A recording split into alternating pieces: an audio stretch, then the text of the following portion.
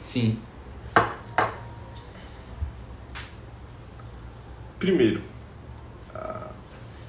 eu tenho uma certa...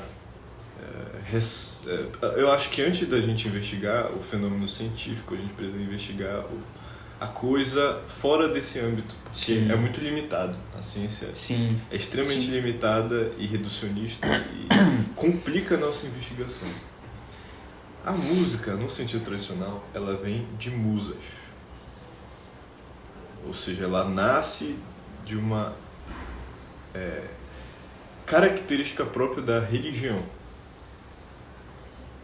Então a música ela nasce em ritos de fertilidade, ação de graças e de sacrifício. Junto com... Veja, a música ela nasce junto com a dança. Sim. Nasce junto com a pintura. Nasce junto com todas essas... a escultura, todas essas artes primitivas, elas nascem no contexto da religião. Porque são elas que possibilitam o culto. Agora, uma coisa. De onde vêm as musas? As musas são filhas de quem? Veja, a primeira coisa que você pensa é que os símbolos mitológicos, eles representam uma realidade, uma coisa que é real. Que o Sócrates, ele descreve num diálogo chamado de Ion, e também na Apologia. Na Apologia ele fala rapidinho dos poetas, no Ion ele precisa melhor, que é a ideia de possessão, de êxtase, de ser tirado de fora por alguma coisa. Tanto que esses ritos de música, de dança, eles eram feitos para que o sujeito saísse de si. Então quando eu fui lá no terreiro, Sim. a música forte, o tambor batendo no meu peito e uma vontade de participar. Uma vontade de ser levado pelo ritmo. E o ritmo, a música e a dança causam êxtase, causam um apartamento de si. Consegue ver? O ritmo... A música. A música. Mas na música, o ritmo leva a dança. O movimento. O movimento leva ao Porque movimento. veja, E o conjugado da Vamos lá, música e do movimento predispõe... Isso, vamos lá. A música, ela é uma linguagem. Sim. É uma linguagem de som. Sim. Você transforma você pega o som das coisas e dá um logos. Então imagina uma flauta. Uma flauta é um negócio feito de bambu, é um negócio feito de madeira. Você arquiteta a coisa para que ela tenha um som determinado. E para que as sonoridades comuniquem algo. E de fato o som comunica algo. Quando tu aperta a campainha, você entende que alguém chegou. Assim como você ouve o sino da igreja. Você entende. Ou uma risada ou um grito. Exato. Mas o que a música faz? Ela ordena o som. Ela ordena o som numa linguagem. Primeira coisa. A música, por si só, ela não tem movimento. Sim. Então, imagine que a gente coloca um Bach, um Beethoven, ou qualquer coisa assim, uma música clássica, que está ouvindo aqui. A gente contempla, mas aquilo não nos move. Aquilo, a gente fica em estado de contemplação, talvez até em êxtase, a gente se aparta de nós mesmos, mas aquilo move internamente, não o corpo. Move internamente. Você percebe que existem movimentos internos, assim, quando a gente ouve uma boa música. O que é a dança? A dança é a manifestação da música no movimento, no corpo. Então é impossível você ser um bom dançarino ou dançar se você não ouvir a música. Se você não dançar conforme a música. Porque a dança é a manifestação do movimento da música. Que até então está interno, mas ele vai para o externo, vai para o corpo.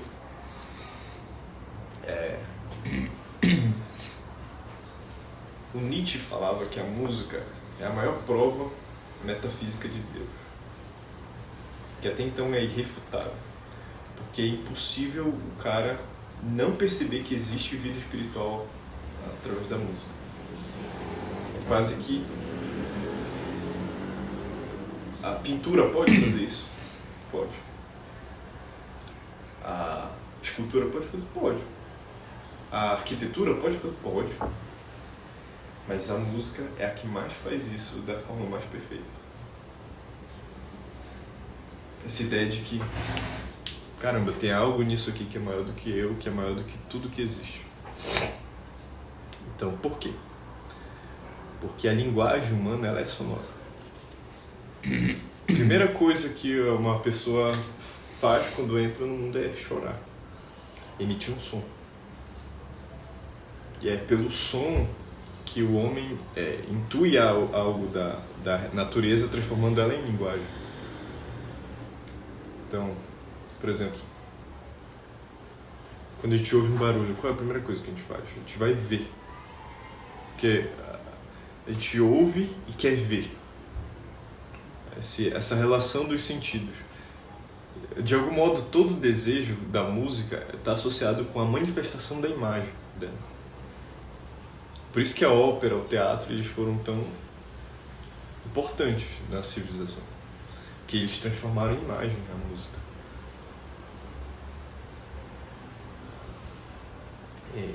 O que a música...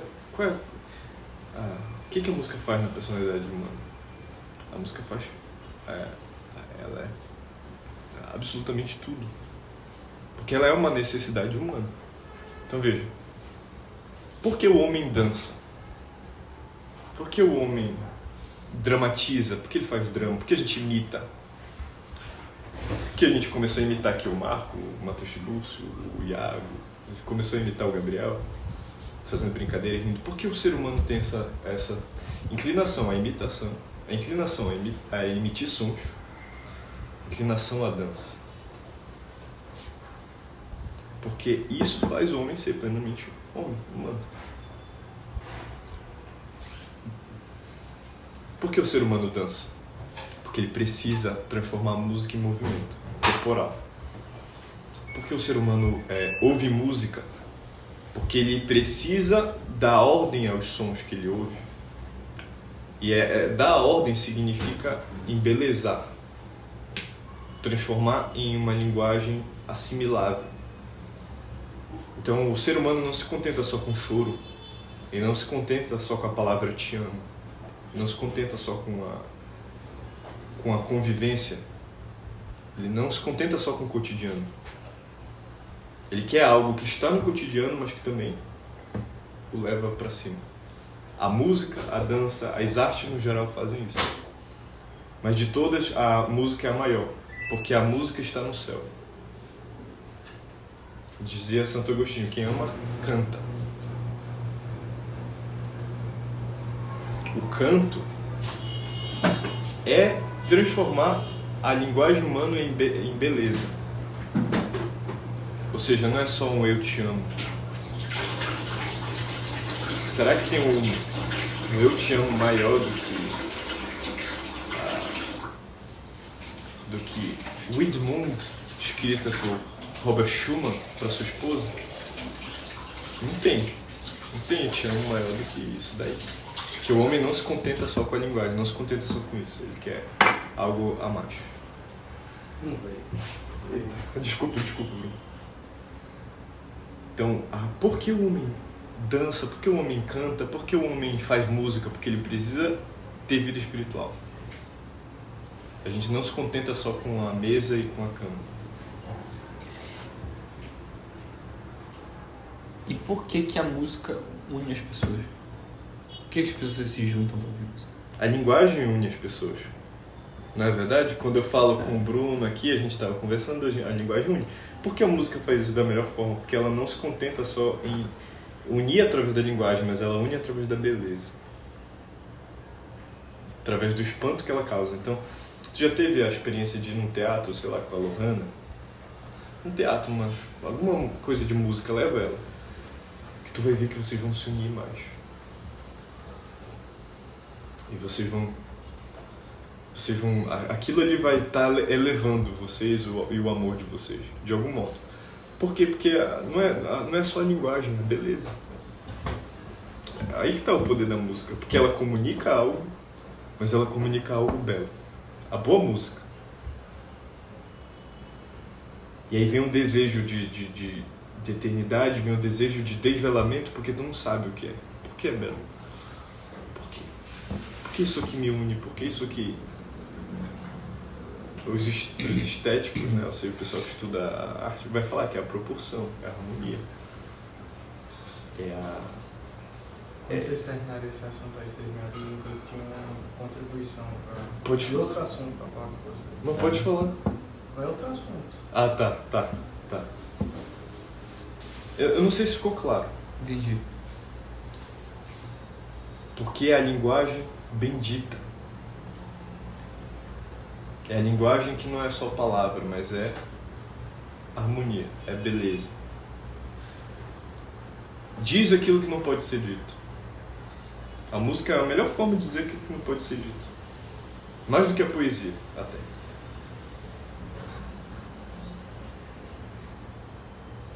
Porque é difícil reproduzir, né? Por exemplo, tu pode me apresentar o teu poema aqui, eu posso lê-lo, eu posso decorá-lo, eu posso reproduzir. A música é difícil reproduzir.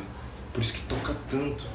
Por isso que quando a gente ouve a Carolina cantando ali, toca tanto, porque ela teve que fazer um grande sacrifício para fazer aquilo, para reproduzir aquilo. Então, tem o elemento de sacrifício pela beleza e o elemento de transformar esse sacrifício, essa beleza em linguagem.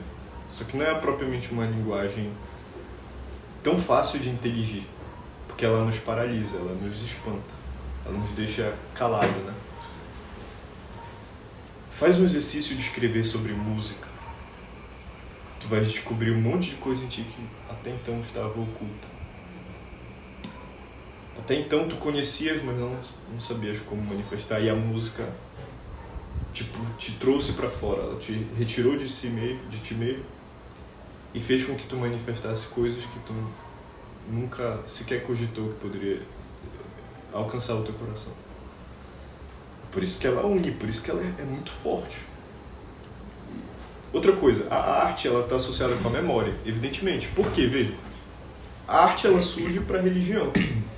Tá certo? E por que a arte surge para a religião? Porque é a arte que perpetua os símbolos, os ritos. É ela que possibilita o rito.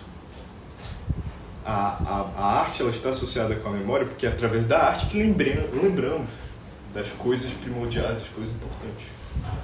Então a poesia é isso. Primeiro a gente tem a narrativa, ou seja, o mito, ou seja, Moisés no Monte Sinai, ou o Gênesis, a criação do mundo, e o poeta versifica. O poeta vai lá e transforma o Gênesis, todos os livros da Bíblia, principalmente os escritos por Moisés, o Pentateuco, a Torá, eles são escritos em versos em hebraico. Então é uma poesia aquilo ali. Por quê? Porque a poesia faz com que nós memorizemos melhor as coisas que não podemos esquecer. Homero é isso. A música é a mesma coisa. Ela é símbolo de verdade que não devemos esquecer. A música litúrgica, especialmente. Então, veja, não é por acaso que esses estudos aí do Alzheimer, tudo, é como se a pessoa tivesse de volta a sua identidade. Eu ouvi isso com a minha avó. A minha avó tinha Alzheimer, minha avó Teresa. E quando a gente colocava o Roberto Carlos para ela, ela voltava à vida. Era como se não tivesse mais doença. Ela voltava, conversava, cantava, falava, terminava, voltava naquele estado de encolhimento, porque a pessoa quando tem Alzheimer ela vai se encolhendo, ela vai voltando a ser um bebê, essa que é a verdade. Não sabe mais falar, balbucia palavras como um bebezinho, ela volta ao bebê. A minha avó era um bebezinho, assim, era engraçado. Mas quando colocava o Roberto Carlos, mas não era só o Roberto Carlos, não era qualquer horário, era o horário de manhã cedo que tocava na rádio, que era o momento que ela ouvia Roberto Carlos. Que a música, assim como a poesia, assim como as artes, ela nos faz lembrar aquilo que não pode ser esquecido. Tá certo? Mesmo que a gente nunca tenha visto tal obra de arte, mesmo que a gente nunca tenha ouvido tal música, ela nos lembra de algo que não era para perder. Entende?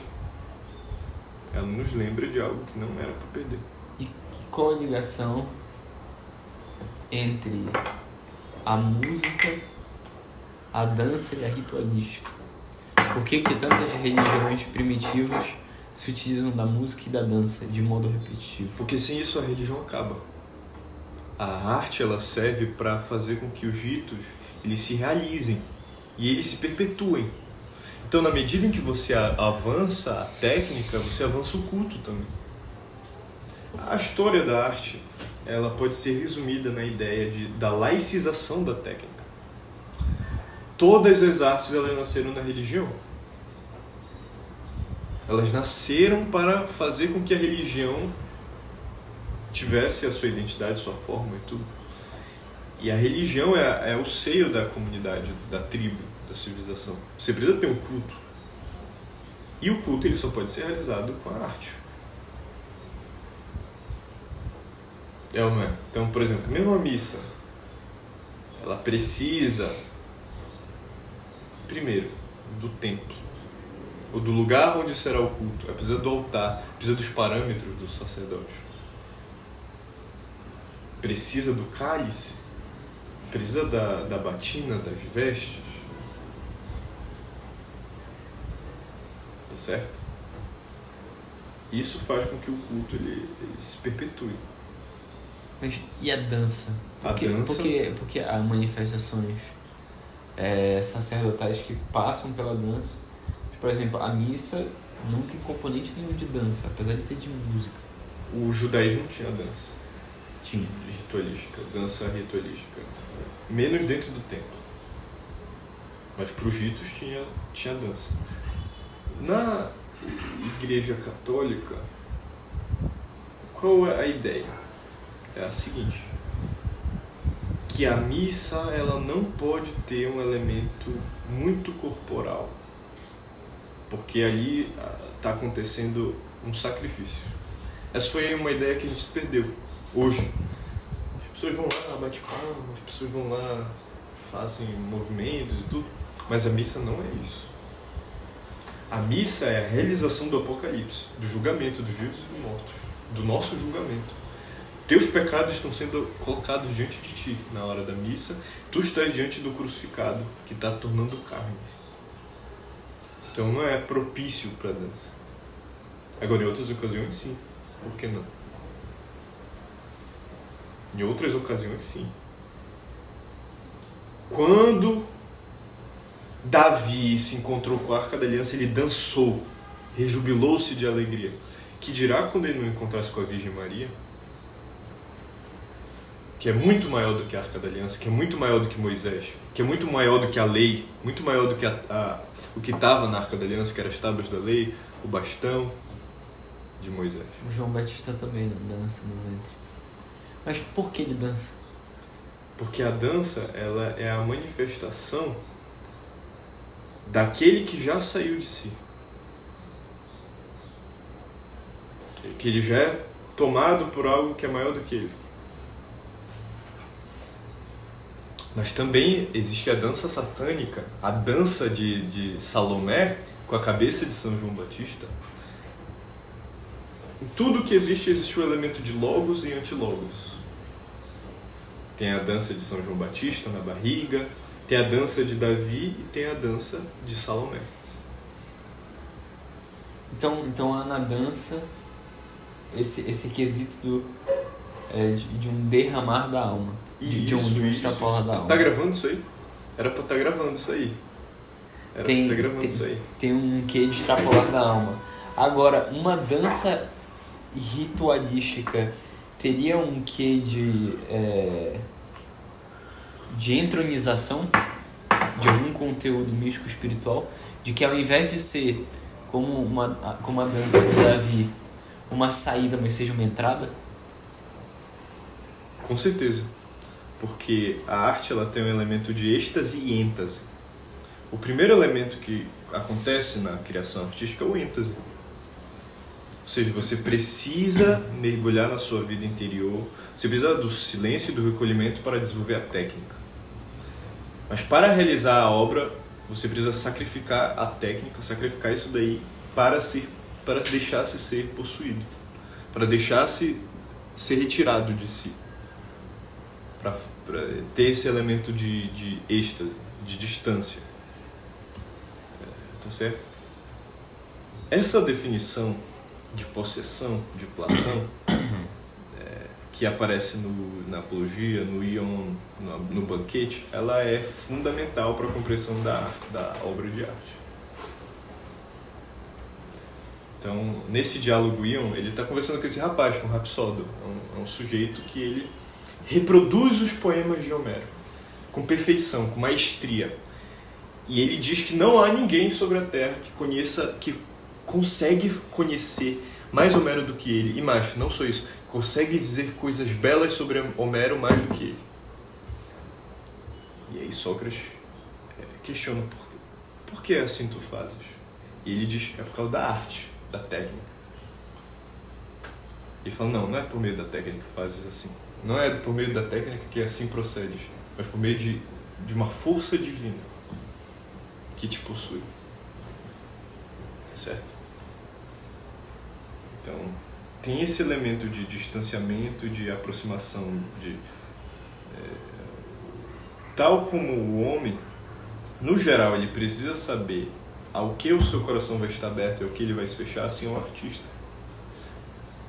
Que ele não pode deixar ser movido ou possuído por qualquer coisa, senão ele profana a arte.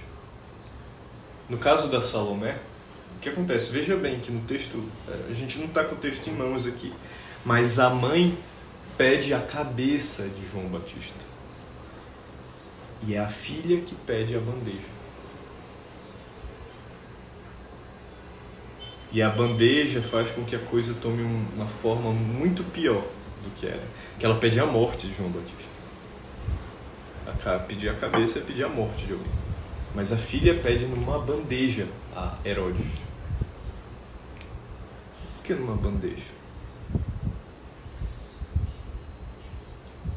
O desejo da mãe tornou-se o desejo da filha, mas o desejo da filha é um desejo mais perverso ainda. O mimetismo. Que no bode expiatório, o René Girard explica isso daí muito bem, esse simbolismo. Mas ela assim o faz porque ela é possuída. Ela é possuída para fazer a dança. Então, qual era a ideia de Herodes? Olha, me diz o que tu queres por uma dança tua. Me diz o que tu queres que eu te dou tudo. Até metade do meu reino, se tu quiseres. E a mãe diz para a filha pedir a cabeça de João Batista. E ela pede numa bandeja. Justamente porque ela foi possuída por uma ideia satânica. Assim como Judas foi possuído por uma ideia satânica quando comunga em pecado mortal. E Judas, Judas foi a primeira missa negro. Por quê? Porque ele estava consagrado. Jesus o consagra. Isso é em São João 17, creio eu. Jesus ele dá a consagração. Judas foi o primeiro sacerdote satânico. Antilogos. E a dança de Salomé é a dança satânica. É a dança que profana algo sagrado, que profana um santo. Por um lado, a profanação da Eucaristia, a profanação das coisas sagradas, a profanação de um santo, num ritual de dança erótica, satânica, perversa, análoga ao assassinato de bebês, análoga ao aborto. Certo?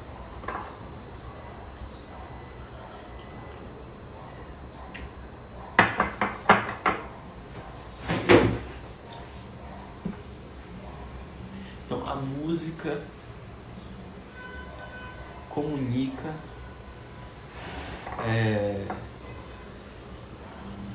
uma imagem, é uma linguagem que comunica uma série de imagens de modo ordenado, de modo belo, e que leva ao movimento. O movimento interno e externo, ao êntase e ao êxtase. Pois é, uma dúvida. Há músicas que parecem comunicar um movimento interno muito superficial, mas um movimento externo muito vigoroso. Perfeito. Isso mesmo. Por quê? Justamente. São elementos rítmicos, são... Porque, de algum modo, o ritmo é a parte da música que mais fala. Vamos lá. Que é a parte mais... Vamos recorrer a Platão. Platão, na República, no Fédon e no Fedro, ele faz uma imagem muito eloquente da alma, que é uma relação simbólica da alma com o corpo. Tal como a saúde do corpo requer a ordem das disposições físicas, ou seja, o funcionamento do corpo indica a saúde, assim é a alma. O funcionamento das partes da alma, das suas faculdades, dos seus órgãos, permite a saúde da alma. E ele cria assim, ele manifesta essa imagem na República e depois desenvolve nesses outros diálogos, de maneira simbólica. Então no Fedro a gente tem a imagem do cocheiro. Com certeza tu já ouviu falar dessa imagem do cocheiro. Mas qual é a imagem que ele apresenta na República? É que existe algo no homem que é baixo, existe algo no homem que é estável, que é intermediário, e existe algo no homem que é elevado. Certo? Essa parte de baixo a gente chama, grosso modo, de ventre. Essa parte do meio a gente chama de peito. E essa parte de cima a gente chama de cabeça. A cabeça é a racionalidade do homem, a razão. Tá certo? A ira de Apolo, assim. O peito trata-se do apetite irascível. E o ventre, o apetite concupiscível. Aquilo que é mais... São os desejos pelas coisas fáceis, o desejo pelas coisas difíceis e o desejo pelas coisas eternas. Razão, cabeça. A música, é possível fazermos uma analogia parecida. O ritmo ele diz respeito à parte mais baixa, ao ventre, ao apetite concupiscível. Tá certo? E no apetite concupiscível, na parte de baixo do ventre, não entrariam as melodias mais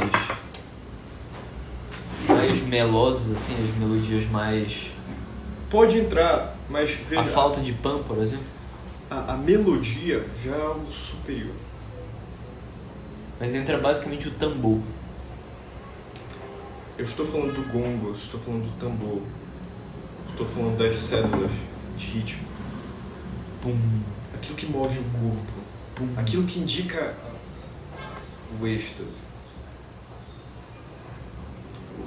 Então, você deixa ser levado pelo tambor, você se deixa ser controlado pelo tambor. Até porque ele é entre a flauta e o tambor ele é fisicamente mais vivo, né? Ouve-se o trepidar, né? Na própria pessoa houve Você sabe uma que ressonância. você sabe que está vivo, que está em posse da carne quando faz sexo e come. Tá certo? A melodia,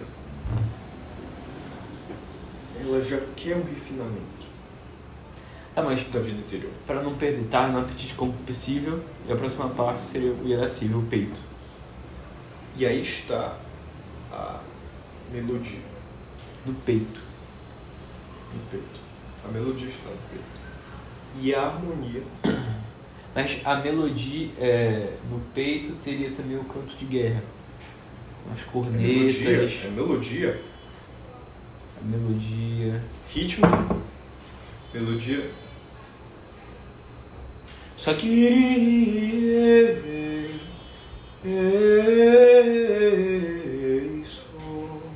Isso é melodia. Tá certo? A harmonia é a cama que acolhe o ritmo e a melodia.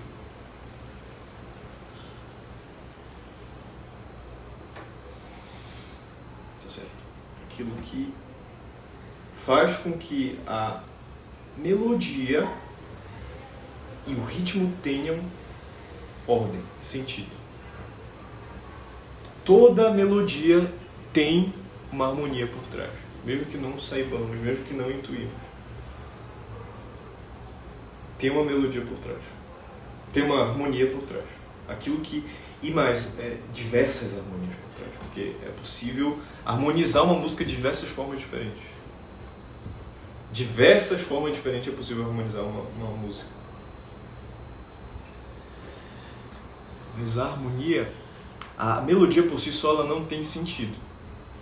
A harmonia concede sentido. A melodia e o ritmo. Vocês estão desordenados, desconectados.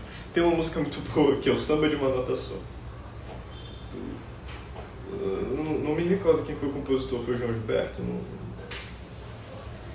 Tom Jobim, foi Tom Jobim o compositor. É só uma nota.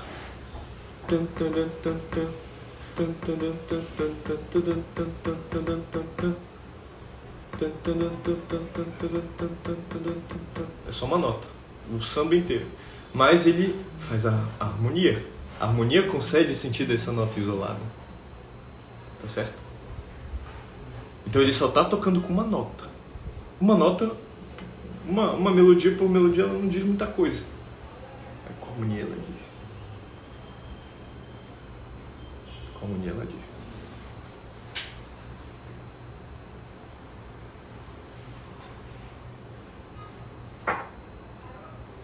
Então a harmonia é esse aspecto mais racional que tem. Mais racional. Mais racional.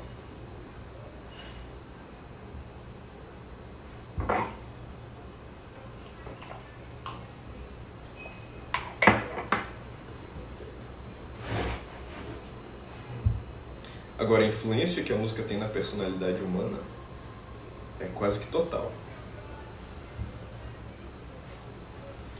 Nós somos aquilo que ouvimos. E aquilo que ouvimos direciona a forma como nós vamos nos relacionar com o mundo e com os outros. Isso a gente vê muito evidente na adolescência, né? As coisas que a gente ouve vai determinando o nosso comportamento. Não tenha dúvida disso. A personalidade humana, ela é direcionada pelas artes, por aquilo que nós ouvimos, por aquilo que nós vemos, por aquilo que nós escolhemos para nos moldar. Então a influência da música na personalidade humana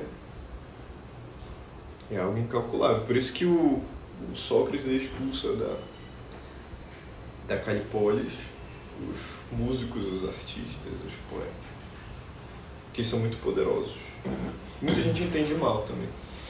Por que ele expulsa? Porque é uma situação de início de um governo. Você é preciso criar a identidade de um povo, criar um rito, criar um mito para que ele possa ser perpetuado através das artes. Sem isso muito delimitado, a música não vai ajudar muito, mas atrapalhar. E é a ideia central de Sócrates, que a música, ela tem a capacidade de dar o destino de uma civilização. E essa relação entre arte e profecia, principalmente a música e a poesia, elas estão muito relacionadas. Muito relacionadas mesmo. A poesia, a música são espécies de profecias também. Olha o que o Wagner fez. Wagner profetizou tudo o que ia acontecer no século XX e XXI. Agora, existe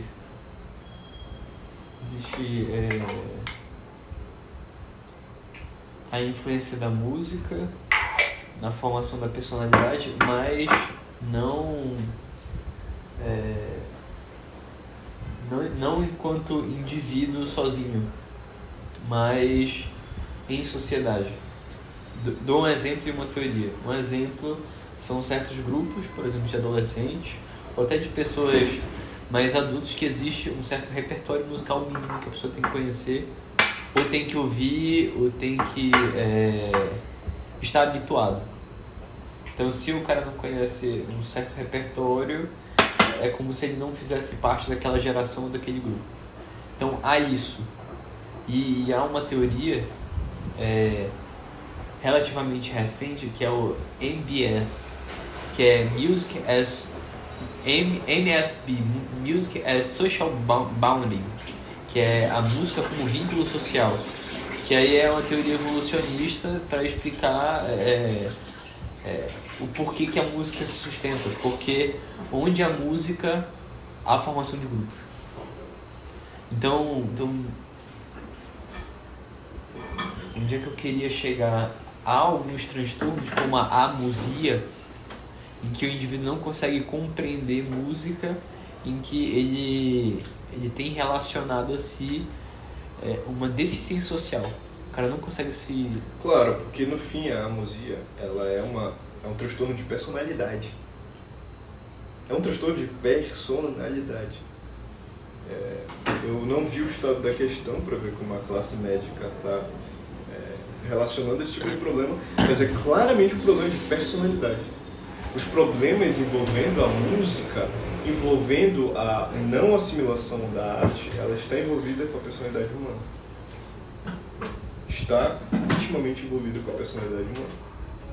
Tá certo?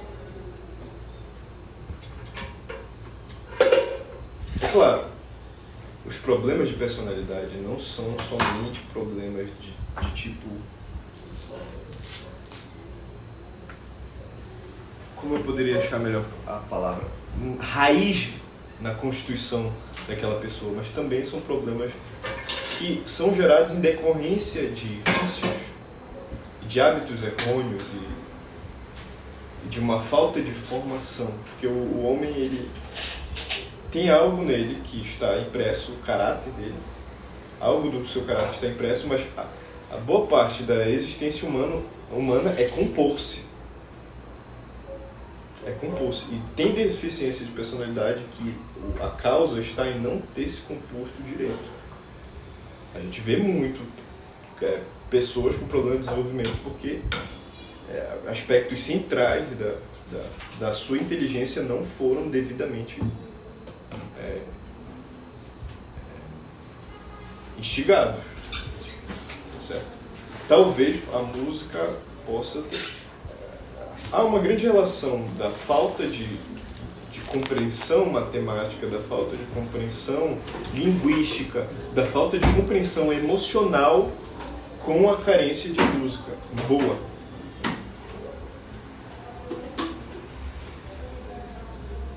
Porque, de fato, a boa música gera esse elemento de ordem, de clareza, de consciência. Certo?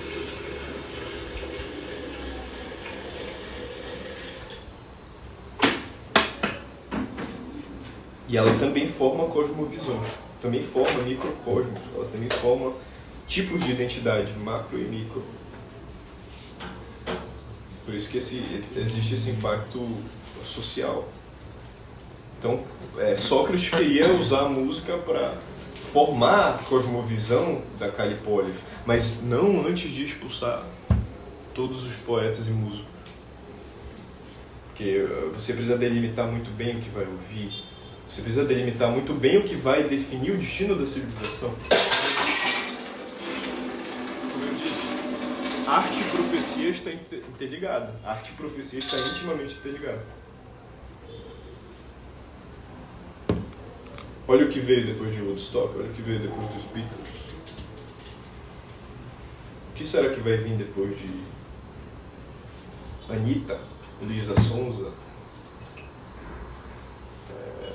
Drake, não é? Kanye West? O que será que vai vir depois disso? A tendência é cada vez mais a música servir para uma profecia escatológica, apocalíptica, de animalização completa. Animalização completa. Então veja, a música ela tem essa potência de nos animalizar e nos espiritualizar, nos conferir vida espiritual. Toda arte, no geral, tem essa possibilidade. Certo? Uma última dúvida a arte ela aponta para o destino da tua alma. Ela aponta para onde tu está conduzindo tua alma. Certo? Isso aí toda arte aponta para algum lugar. As antigas artes elas apontavam para o culto. para o divino, para um Deus, para Baal, para Mamon, para Ahura Mazda, certo? Para qualquer tipo de Deus de início de civilização, ou posterior. A arte moderna, ou a arte de sempre, ela sempre apontou para o céu e para o inferno. E às vezes ela aponta para o céu numa parte chamada de purgatório. Aí que importa a arte do sofrimento, a arte do lamento, é um tipo de purgatório, de expiação, mas existe um elemento de esperança. A arte do Francisco Goya apresenta o inferno, e também tem a sua importância a contemplação do inferno. Essa é a mensagem central do Dante. Assim, se você não foi no inferno, você não sabe da possibilidade do inferno, se você não sabe o que encontra lá, você provavelmente não vai chegar no céu. Certo?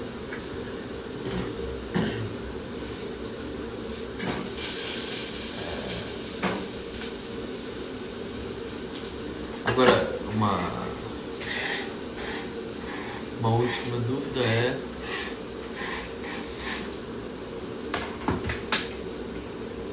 a música e o transe. A música a música e o transe, assim. Que a música leva ao transe,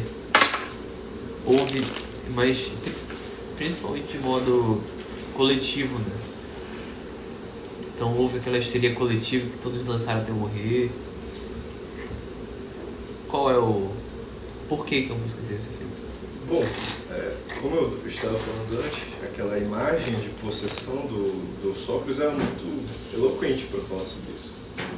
Que você se deixa ser possuído por forças que você não conhece. Então, Davi foi possuído por forças que ele conhecia. Que ele se regozijou de júbilo quando viu a Arca da Aliança.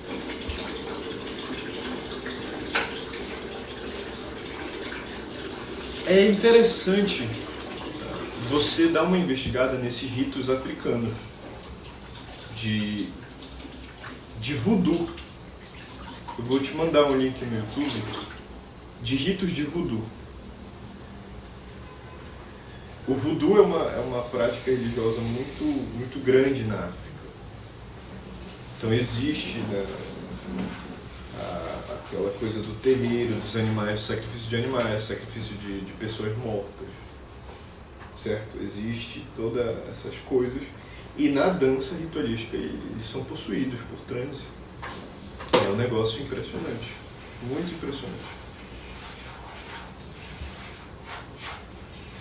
O transe é deixar-se ser possuído por algo que pode ser tanto alguém pessoal, no caso anjos, quanto forças que nós não temos controle, as forças que eu acho interessante o título de inconsciente. Não é algo que está fora da gente, mas que está dentro. É quase como se fosse um vinho. Qual é o símbolo do vinho? O vinho, ele revela aquilo que está oculto. Então, se o sujeito ele bebe vinho e fica meio triste, meio reclamão, é que ele está revelando o que estava acontecendo no coração dele. Assim como alguém que está feliz bebe um vinho, ela fica muito mais feliz. Porque o vinho ele tem essa capacidade de revelar. Vinho é revelação. Então, quanto que pão é mortificação, o vinho é revelação. Aquilo que mostra a sua verdade. O êxtase, melhor, o transe, ele tem essa característica de revelar a verdade do sujeito. Então, por exemplo, em transe hipnótico a gente fala coisas que... Em transe psíquico, quando a pessoa tem um grande trauma, a morte de alguém, acontece o transe que a pessoa fala coisas que estavam ocultas. coisas que não é propriamente fora dela, mas que parecem ser fora dela porque a gente não conhece o mundo interior daquela pessoa. Então eu já conheci uma pessoa muito virtuosa, muito forte, que durante a morte de um parente, durante a morte da mãe, começou a falar coisas como: eu quero morrer. Coisa que até então era impossível daquela pessoa falar. Eu quero morrer. E a pessoa ficou fora de si, mas ela estava falando coisas que estavam ali dentro. Tá certo? Então o transe, por um lado, ele tem esse aspecto de revelação àquilo que está oculto, de manifestação disso que chamamos de inconsciente, e também de deixar-se guiar por algo que você não conhece, que é esse inconsciente, que é essas coisas ocultas dentro de você mesmo e coisas ocultas fora de você, que é o que a gente vê no transe religioso. As possessões demoníacas, né?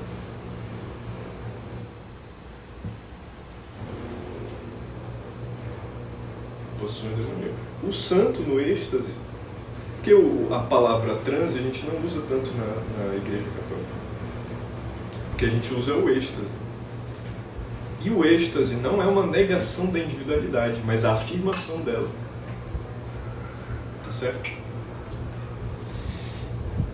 Isso nos grandes santos, né? O que a gente tem em coisas menores são transes, né? Os grandes santos têm o êxtase, têm aquela contemplação amorosa da verdade divina.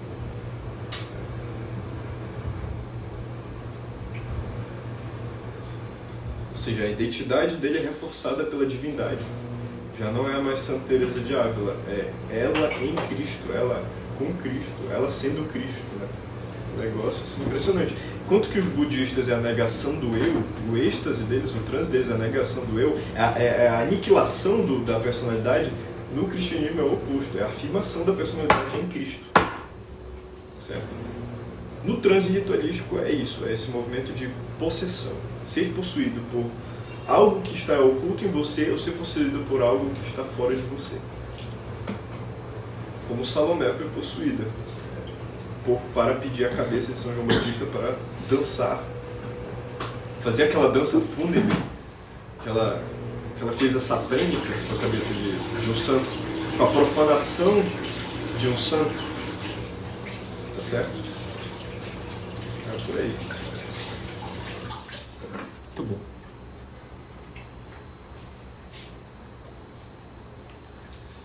Isso é muito pano pra manga, né? Tem muita coisa pra ver. Eu diria pra te dar uma olhada nesses rituais que não são primitivos, mas eles têm um resquício de algo de primitivo. Então, os rituais de voodoo na África, no Haiti. Ali você vê muito ouro, cara. Você vê os caras pegando fogo no momento de transe, no sentidor. Você vê gente flutuando, certo? Você vê boneco de voodoo tendo vida. Outra coisa muito interessante em rituais de voodoo, você vê bichos mortos que estão mortos, gavião morto, galinha morta, ressurgir, tomar vida. É um negócio impressionante. Eu não indico isso daí pra todo mundo, mas tu é um cara que eu conheço. Dá pra indicar. Um dia desse eu tava vendo com a Emily, né? Eu tava mostrando pra ela os rituais. Ela, meu Deus, se eu estivesse aqui nesse lugar, tá ligado? Muito medo, né? O negócio é um negócio meio tenebroso, né? Bacana.